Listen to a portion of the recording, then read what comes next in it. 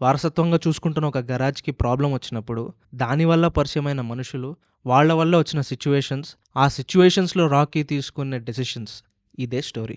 ఇంతకు మించి ఏం చెప్పినా స్పాయిలర్స్ అయిపోతుంది.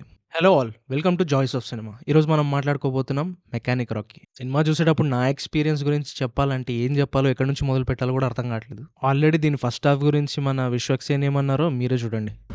డెఫినెట్లీ ఫస్ట్ హాఫ్కి సెకండ్ హాఫ్కి పొంతన ఉండదు. నేను చెప్పేది కూడా అంతే. ఫస్ట్ హాఫ్ అయితే హెడేక్ ఇండ్యూసింగ్, టార్చర్ అనిపించింది. అసలు ఎందుకు కూర్చున్నానా అనిపించింది. నా లైఫ్‌లో నేను తీసుకునే డెసిషన్స్‌ని నేను క్వెషన్ చేసుకోవాలనిపించింది. అసలు సగానికి సగం సినిమా సీన్‌లన్నీ నాలెడ్జ్ సిటీ రోడ్ దగ్గరనే కానిచ్చేశారు.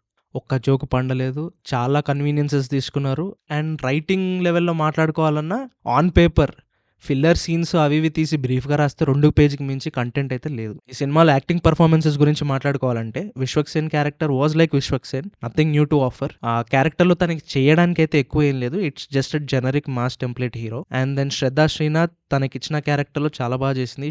She fits the role perfectly. అప్పుడప్పుడు కొంచెం క్రింజీ సీన్స్ అనిపించినా గానీ it's mostly because of the writing. Naresh garu one of my favourite actors, కానీ ఆయనకి తగిన రోల్ కాదు ఇది. The character did not offer him anything to explore. Sunil character is the only character that I personally liked in this whole film. Meenakshi Chaudhary as usual was average at best. అంతేకాకుండా continuity problems కూడా చాలా కనిపిస్తాయి. ఎలా అనిపిస్తదంటే multiple time లైన్స్‌లో shoot చేశారనేది క్లియర్‌గా తెలిసిపోతుంది. ఇలాంటి సినిమా 7, 8 ఇయర్స్ బ్యాకే వచ్చుంటే ఇంకా మంచి రెస్పాన్స్ వచ్చేదని నేను అనుకుంటున్నాను.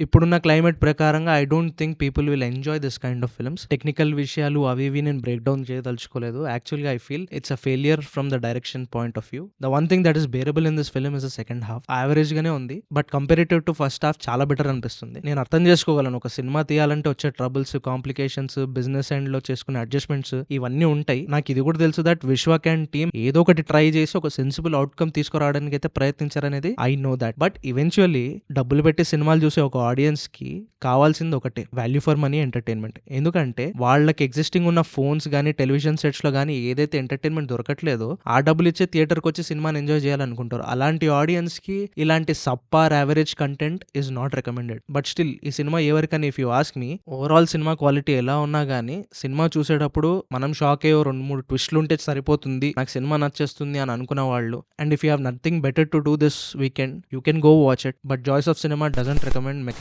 Rocky. Please subscribe to our channel. అలాగే జీబ్రా మూవీ రివ్యూ కూడా ఛానల్లో వస్తుంది, అది కూడా చూడండి. And stay tune for more content. Thank you.